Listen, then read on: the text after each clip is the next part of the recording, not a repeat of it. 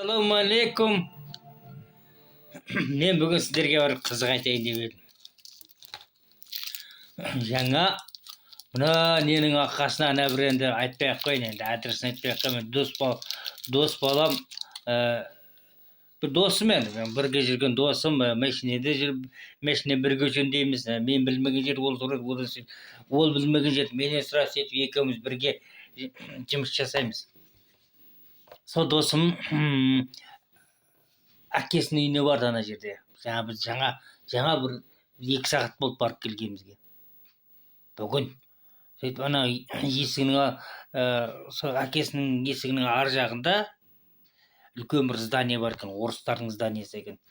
Орыс болғанда қалай, татар ма сондай енді.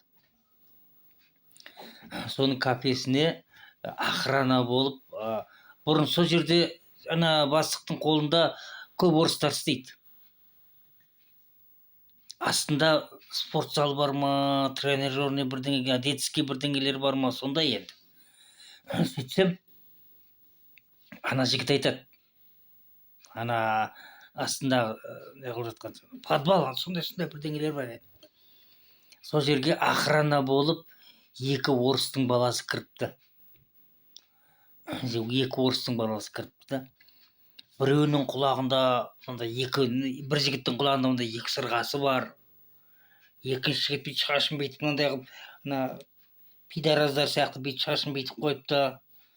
Сонда екеуі жаңағы тырнақтары бүйтіп кеткен, мына жерлеріне бүйтіп кеткен пидораздар болу керек. Сондай бір 2 жігіт келіпті. Охрана. Бұлар неге охрана болды деп ойлап қойдым ғой.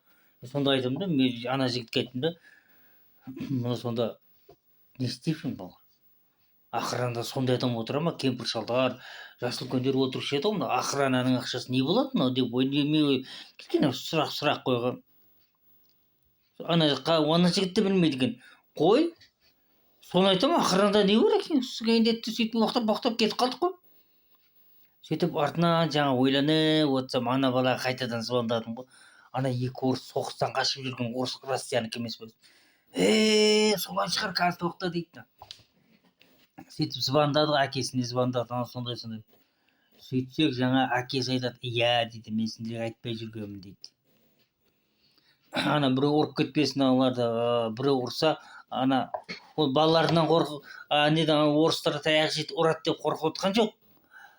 Ана балалары ана орысты ұрып сотталып кетпесе деп балаларынан қорқып отыр. Көрдің бе?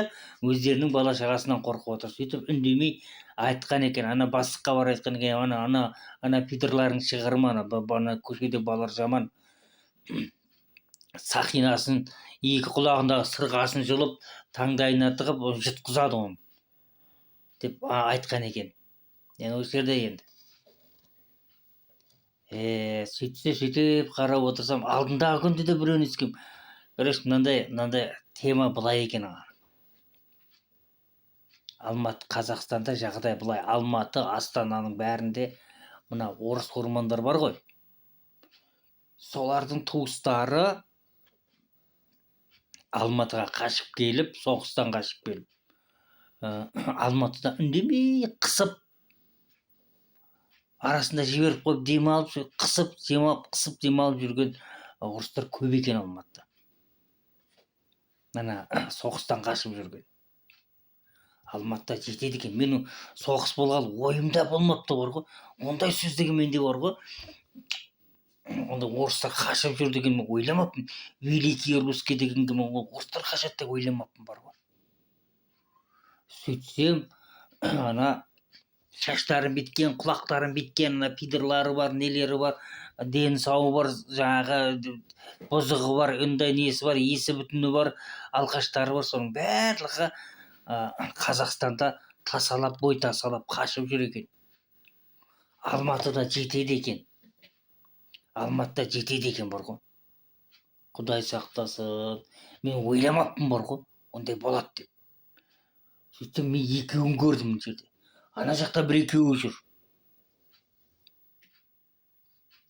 Мен ойлаппын ғой, Қазақстанда өзбек, тәжіктер жүреді, қырғыз ағайындарымыз бар, сол мұсылмандар жүреді.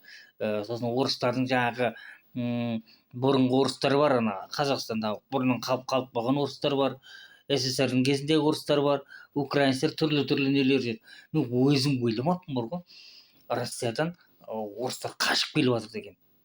Баяғыда болды ғой енді, ол баяғыда соғыс болған кезде ма қашып бәрі келді ғой. Содан әліге дейін қашып келіп жатыр екен. 18-ге толады, қашады, 18-ге толады, қашады екен. Көрдің ба? 18-ге толады, соғысқа жарайды ау дегеннен сразу қашады екен. Әнекей балалар. Қиын болып жатыр екен. Бәсе? Алматыда таяқ лақтырсаң орысқа тиеді. Неге не орысқа тиеді десің? Таяқ лақтырсаң орысқа тиеді.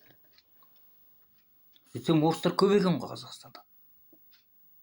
Бәрі мобилизациядан қашып жүрген бәле.